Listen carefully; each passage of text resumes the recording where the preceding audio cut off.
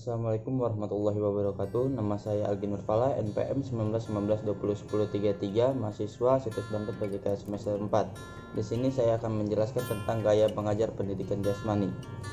Gaya atau style mengajar sering juga disebut strategi dalam pembelajaran. Ada berbagai macam strategi pembelajaran pendidikan jasmani dan olahraga, di antaranya yaitu strategi pembelajaran komando, strategi tugas individu atau latihan, strategi pembelajaran resiprokal, strategi guided discovery, dan strategi pembelajaran inquiry.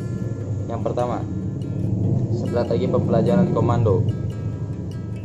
Strategi pembelajaran komando adalah pendekatan mengajar yang paling bergantung pada guru. Tujuannya adalah penampilan yang cermat. Guru menyiapkan semua aspek pengajaran dan ia sepenuhnya bertanggung jawab dan berinisiatif terhadap pengajaran dan memantau kemajuan besar dari perkembangan peserta didiknya. Evaluasi dilakukan berdasarkan tujuan yang telah ditetapkan dan peserta didik dibimbing ke suatu tujuan yang sama bagi semuanya. Memang strategi pembelajaran komando kebanyakan terbukti efektif karena ilmu yang diperoleh oleh peserta didik akan cepat diserap dan dapat dimengerti. Inilah peran guru, dibutuhkan sepuasnya. Guru menyiapkan semua aspek pengajaran yang mendukung dan yang efektif. Kebebasan peserta didik sangat terbatas, hanya kepada mau atau tidaknya mengikuti atau mematuhi perintah guru. Penerapan strategi pembelajaran komando. Yang pertama, ingin diajarkan keterampilan khusus atau khas. Yang kedua, menangani kelas yang sulit dikendalikan. Yang ketiga, ingin mencapai kemajuan yang lebih cepat. Yang keempat, sekelompok anak yang memerlukan bantuan khusus.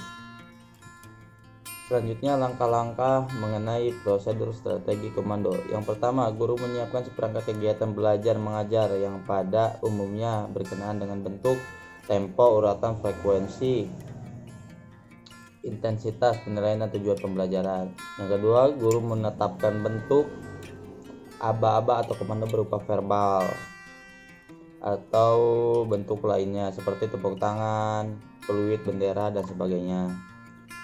Yang ketiga, pada saatnya guru mendemonstrasikan kegiatan belajar baik berupa gerakan atau aba-aba. Yang keempat, guru menyiapkan peserta didik untuk menerima aba-aba dan melakukan gerakan-gerakan sesuai komando dari guru. Yang kelima, terakhir, guru menghentikan pembelajaran bila ia menganggap bahwa peserta didik telah menguasai gerakan yang dimaksud. Selanjutnya, esensi dari strategi pembelajaran komando. Esensi dari strategi pembelajaran komando adalah adanya hubungan yang langsung dan cepat antara stimulus guru dan respon murid. Stimulus berupa tanda atau komando yang diberikan guru akan mengurus setiap gerakan peserta didik dalam menampilkan gerakan sesuatu dengan contoh dari guru. Strategi pembelajaran komando sangat sesuai untuk kegiatan pembelajaran, stretching, kelas teknik dan dasar. Kelemahan strategi pembelajaran komando: kurang mengembangkan penalaran, kurang mengembangkan pembentukan sifat, tidak demonstrasi penyaluran aspek sosial, emosional, dan kognitif sangat terbatas. Selanjutnya, keunggulan strategi komando yaitu keseragaman gerak. Kedua, jika dilakukan oleh banyak orang dapat membuat suasana indah.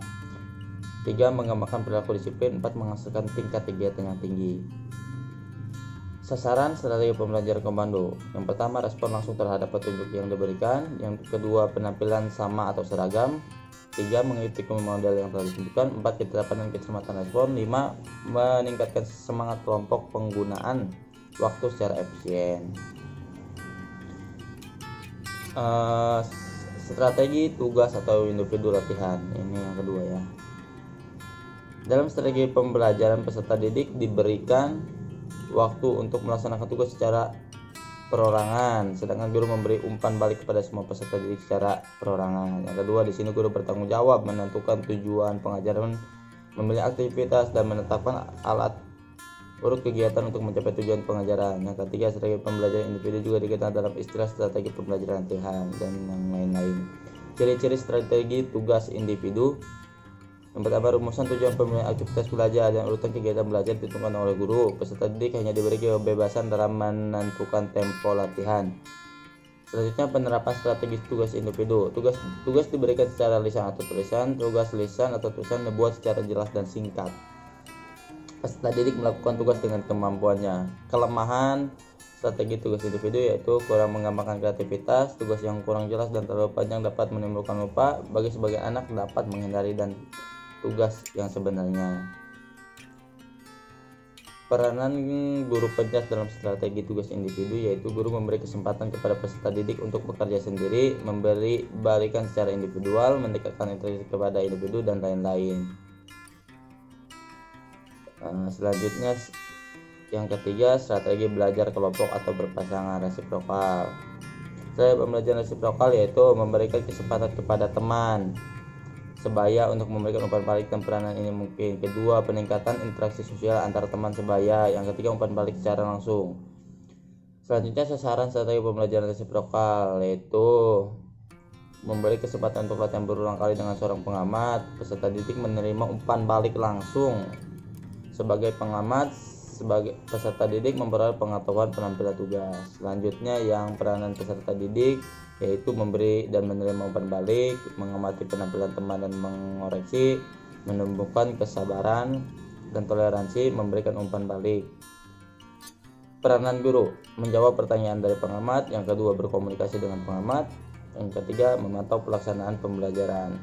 Hal-hal yang dilakukan guru sesudah pembelajaran yaitu menerima kriteria perilaku, mengamati penampilan perilaku, membandingkan dan mendiskusikan penampilan dengan kriteria perilaku, menyimpulkan hal-hal mengenai penampilan kepada perilaku dan lain-lain.